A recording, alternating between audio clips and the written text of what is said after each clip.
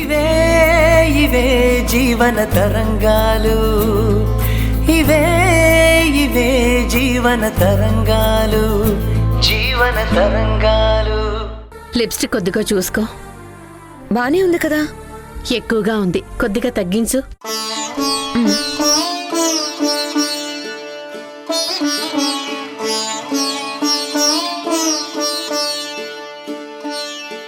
చూడు, నెమ్మదిగా మాట్లాడు. ఆ అబ్బాయిలకు ఈగో ఎక్కువ, త్వరగా రియాక్ట్ అవుతారు. దేవిక మహేష్ విషయం అడిగినప్పుడు కూడా ఎంత అవసరమో అంతే చెప్పు, అబద్ధం చెప్పకూడదు. అలా అని ఉన్నది ఉన్నట్టు చెప్పాల్సిన అవసరమూ లేదు. అవన్నీ ఎందుకు చెప్పాలి? తను నిన్ను కలుస్తుంది నీ గురించి, మన కుటుంబం గురించి తెలుసుకోవడానికే కదా. ఇవన్నీ అడుగుతాడని కాదు. ఒకవేళ అడిగితే? సరే, ఏం చెప్పాలి? దేవిక పిన్ని భర్త గురించి అడిగితే తను ట్రాన్స్ఫర్ మీద వచ్చారు, తన హస్బెండ్ ఢిల్లీలో ఉంటున్నారు అని చెప్పు. మిగతా వివరాల గురించి ఏం వద్దు. సరే. మహేష్ ఎందుకు విడిగా ఉంటున్నాడు అని అడిగితే కొత్తగా పెళ్ళైన వాళ్లకు ఫ్రీడమ్ ఉండాలి కదా, అందుకే సపరేట్గా ఉంటున్నారు అని చెప్పు. ఇప్పుడు చెప్తాను, మరి పెళ్ళికి రాకపోతే? ముందు నిశ్చితార్థం అవని, తర్వాత చూద్దాం. మరి నా గురించి అడిగితే? ఏమో, నాకేం తెలుసు, నువ్వే చెప్పుకోవాలి. నిజం చెప్పాలా, అబద్ధం చెప్పాలా? నిజమే చెప్పు. అబద్ధం ఎప్పటికైనా అబద్ధమే. అబద్ధం చెప్తే ఇప్పుడు బానే ఉంటుంది, తర్వాత దాన్ని కవర్ చేయడానికి ప్రతిసారి ఇంకొక అబద్ధం చెప్పాలి. ఇది అందరికీ తెలుసు, కానీ ఇందులో ఇరుక్కున్న వారికి ఎలా బయటపడాలో ఎప్పటికీ తెలియదు. అందుకే ఆ ఇబ్బంది నీకొద్దు, నిజమే చెప్పు. సరే అమ్మా, అయితే నేను వెళ్ళొస్తాను.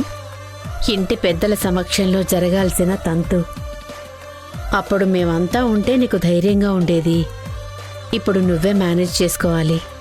డోంట్ వరీ మా, అబ్బాయికి నేను ఖచ్చితంగా నచ్చుతాను. పెట్టు.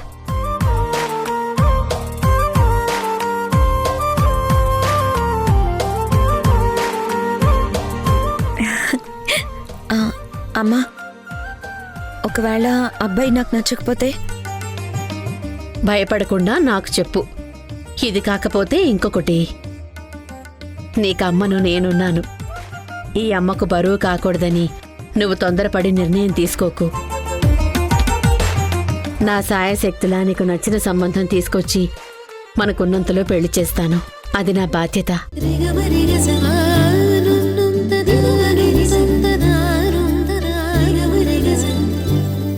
కన్నీరు పెట్టుకోకు, కాటుకుపోతుంది. వెళ్ళిరా.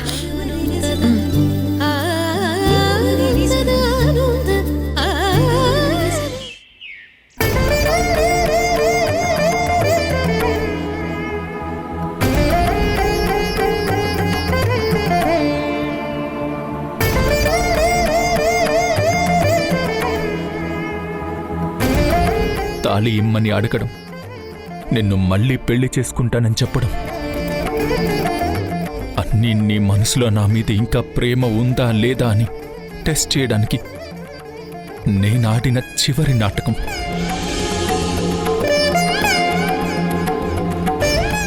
ఇది నా చివరి కోరిక అనుకుని క్షమించు. మనం కలిసి ఉండడానికి ఒప్పుకో దేవిక.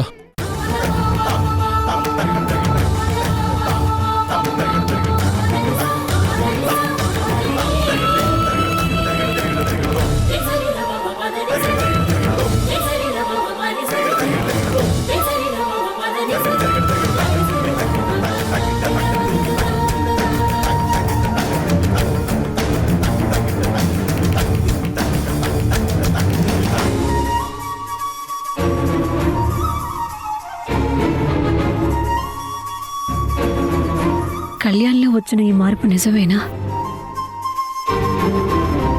నిజంగానే నన్ను కోరుకునే వచ్చాడా? ఎందుకంటే కళ్యాణ్ అవసరాన్ని బట్టి రంగులు మార్చే ఊసరి వెళ్ళిలాంటివాడు. అంత ఈజీగా చేంజ్ అయ్యాడంటే నా మనసెందుకో యాక్సెప్ట్ చేయలేకపోతుంది.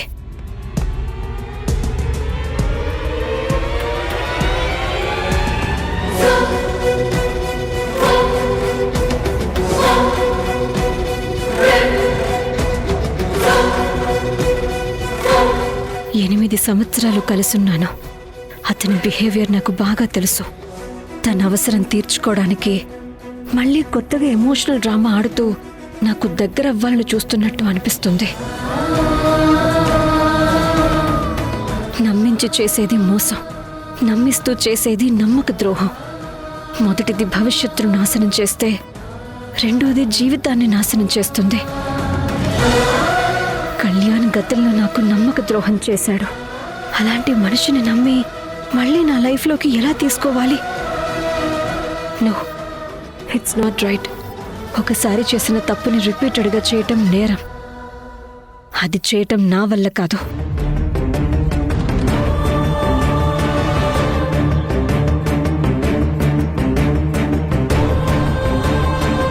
కానీ కళ్ళ ముందే కళ్యాణ్కి యాక్సిడెంట్ అయిన గాయాలు కనిపిస్తున్నాయి. హాస్పిటల్లో ఉన్నప్పుడు తను రియలైజ్ అయ్యానని, దేవుడు కళ్యాణ్ చేసిన తప్పులని సరిదిద్దుకోవడానికే మళ్ళీ తనని బ్రతికించాడని నా ముందే రిగ్రెట్ ఫీల్ అయ్యాడు.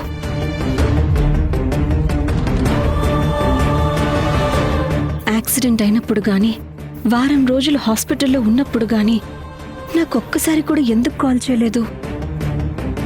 నన్ను చూడాలనుందని, మాట్లాడాలనిపిస్తుందని చెప్పే ప్రయత్నం ఎందుకు చేయలేదు?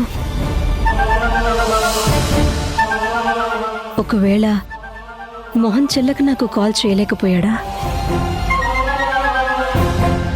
మేబీ అదే అయి ఉండొచ్చేమో.